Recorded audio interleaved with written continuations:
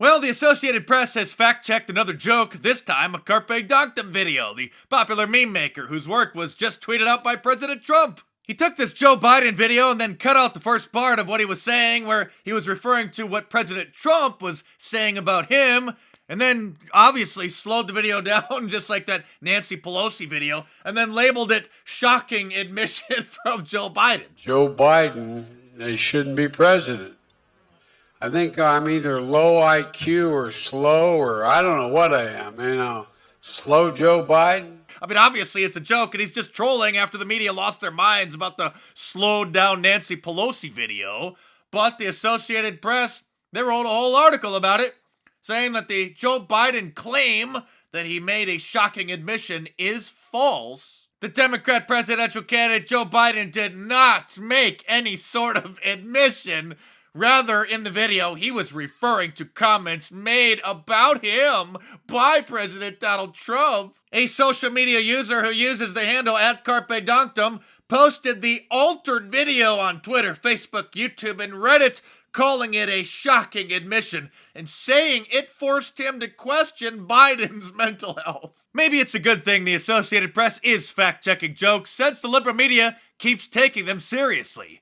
Like the time MSNBC thought that they discovered the Russian bots were getting involved in the NFL protests regarding the national anthem controversy. On Tuesday, there was a tweet sent out purporting to come from Boston Antifa in support of more gender inclusivity with NFL fans, which included the hashtag #TakeAknee. Only the folks behind the post, as Naveed Jamali pointed out, forgot to remove the geotag, revealing that it had originated in Vladivostok, Russia. This is not an isolated case. The Russians who used social media to boost Donald Trump during the campaign did not stop after Election Day. No, Chris, they didn't forget to remove the geotag from the tweet. They specifically listed that's where they were from as part of the joke. Not sure how much more obvious it could be when they're tweeting about celebrating the gender inclusivity of NFL fans and the new gluten-free options at the stadiums. Nancy Pelosi once began a press conference about the Russia conspiracy by talking about a parody Michael Flynn Twitter account which admitted the whole thing.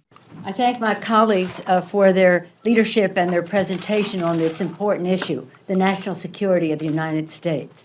It's really their presentation. I'm here to answer questions if you have any. But I will say this, I didn't know until I heard from our colleague that the tweet of General Flynn today was scapegoat.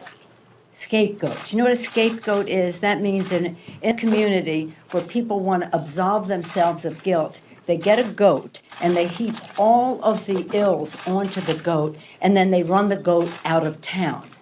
So the inference to be drawn from his statement is that other people have blame that should be shared in all of this.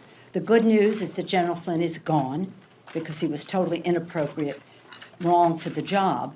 But the questions that arise are even bigger. That parody tweet also prompted Dan Rather to write this lengthy Facebook post about how this is the new Watergate and Michael Flynn has admitted the whole thing.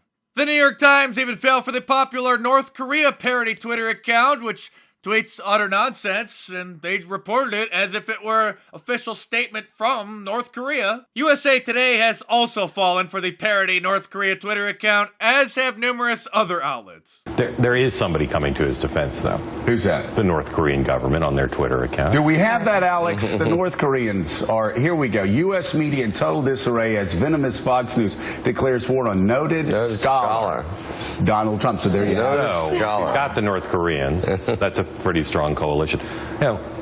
They went after him. It's probably only a matter of time before Snopes fact-checks this alleged video of Elizabeth Warren live streaming from her kitchen. That's the dabbing granny, by the way, who has over 1 million Instagram followers, who posts daily videos of herself, doing exactly this. And if you missed it, Snopes fact-checked my joke about the Green New Deal requiring us to recycle our urine and use it to make coffee. Perhaps Captain Jenks, the infamous prank phone caller from the Howard Stern show, has proven more than anyone how little fact-checking the mainstream media does, by calling them and claiming to be a variety of different people and then being put live on the air.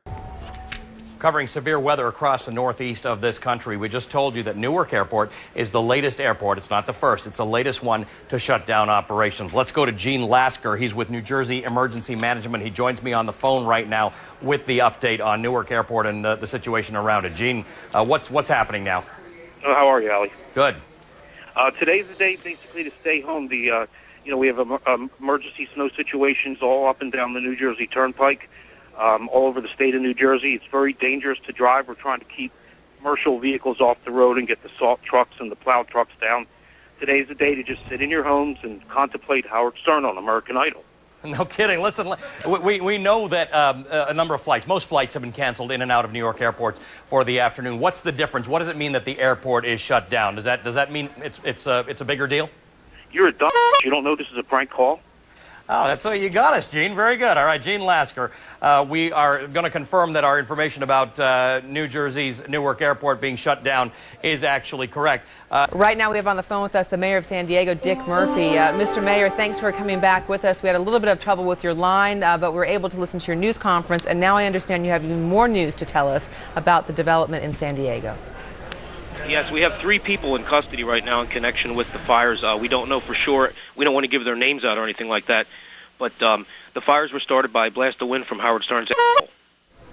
All right. Well, that's the second time that's happened to me here on the air. It's been a while since I've heard any new Captain Jenks calls. Maybe he retired. And if that's the case, sir, please reconsider, because the country needs you now more than ever. I'm Mark Dice. Subscribe to my channel if you're new here, and if you guys enjoy watching my videos, click some of the links in the description below to support the channel, or head on over to my online store and get one of my awesome shirts, like the fake news shirt, the Trump is growing stronger shirt, or the Mount Trump more shirt, all available in a t-shirt, long sleeve, and a hoodie, and a whole bunch of different colors as well. So head on over to markdice.com, or click the link in the description below and check them out.